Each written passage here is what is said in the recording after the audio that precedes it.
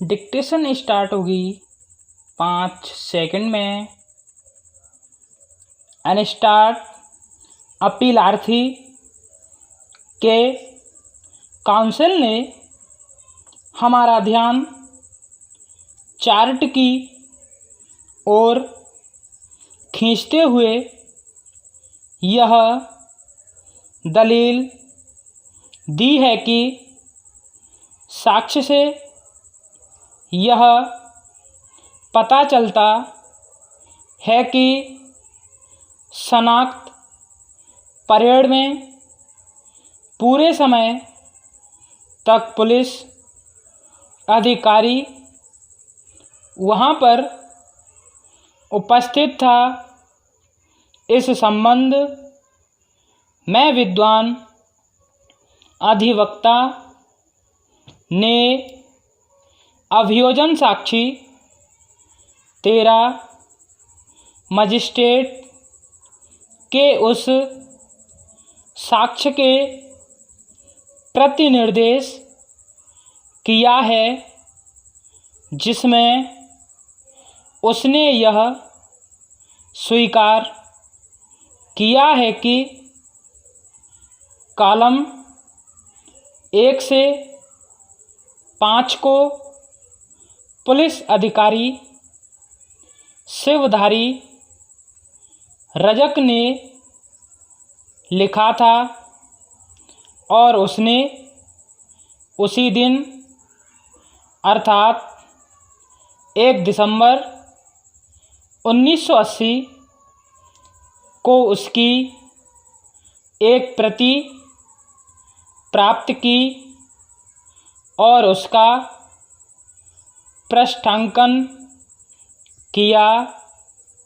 शिवधारी रजक नामक व्यक्ति वही पुलिस अधिकारी है जिसने राजेंद्र पोद्दार के कथन के आधार पर प्रथम इत्तला रिपोर्ट तैयार की थी।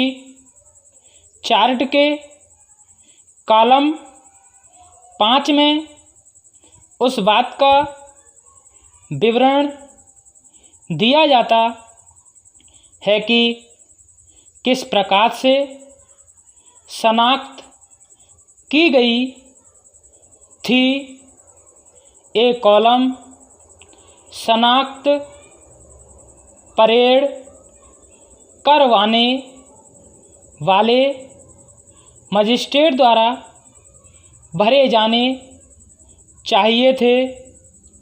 इन कॉलमों के भरे जाने से निश्चायक रूप से यह अविनिर्धारित होता है कि पूरे समय वह वहाँ पर उपस्थित था, क्योंकि इस कॉलम में रजक ने यह पृष्ठांकन किया है कि संदिग्ध व्यक्तियों को उनसे मिलते जुलते विवरण वाले लोगों के साथ 1:8 के अनुपात में रखा गया था। केवल अंत वाला कॉलम ही मजिस्ट्रेट ने स्वयं लिखा था, किंतु यह बिल्कुल स्पष्ट है कि पुलिस अधिकारी द्वारा शनाख्त परेड को करवाने के लिए उसने कटिहार जेल के भीतर यहाँ पर शनाख्त परेड कार्यवाही की थी। संदिग्ध व्यक्तियों को विचाराधीन व्यक्तियों के साथ रखा था।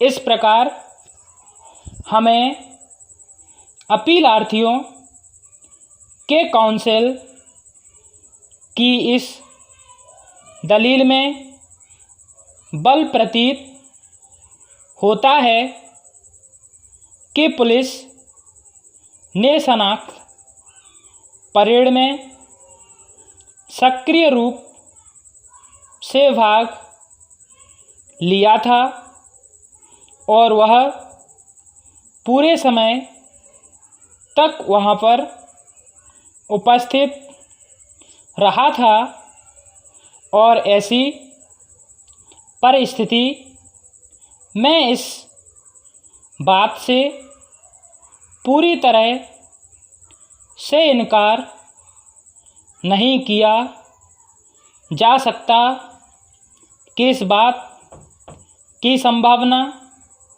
है कि पुलिस अधिकारी ने अपने द्वारा लाए गए साक्ष्यों के साथ साठगांठ की होगी। इन परिस्थितियों में शनाख्त परेड करवाने की तमाम प्रक्रिया बहुत अधिक संदेहास्पद हो जाती है।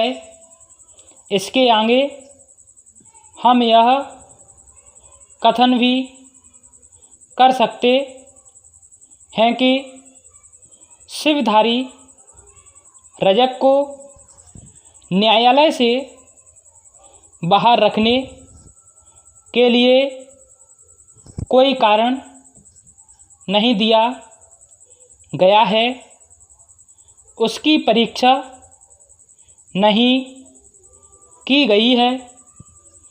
ऐसा प्रतीत होता है कि मामले में न्यायालय को यह बताने के लिए उसके साक्ष्य की आवश्यकता है कि उसने इस संबंध में क्या भूमिका अदा की थी।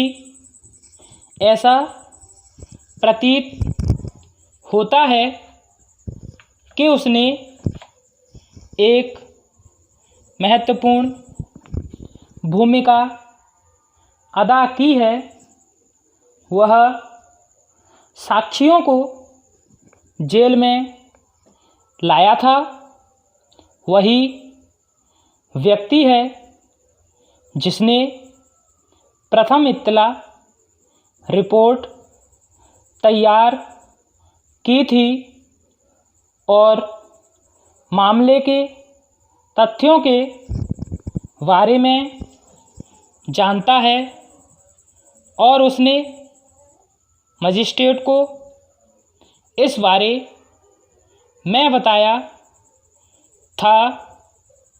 कॉलम संख्या 1 में उसने मामले के तथ्य लिखे थे।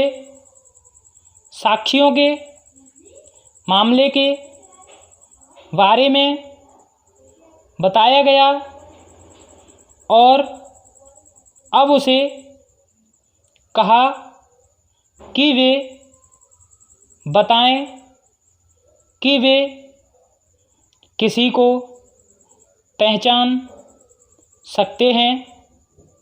मजिस्ट्रेट ने अपने साक्ष्य में यह नहीं कहा है कि उसने पुलिस अधिकारी को कमरे से अथवा उस अहाते से जिसमें शनाख्त परेड कार्रवाई की जा रही थी बाहर रहने को कहा था, पूर्णविराम, अनस्टॉप।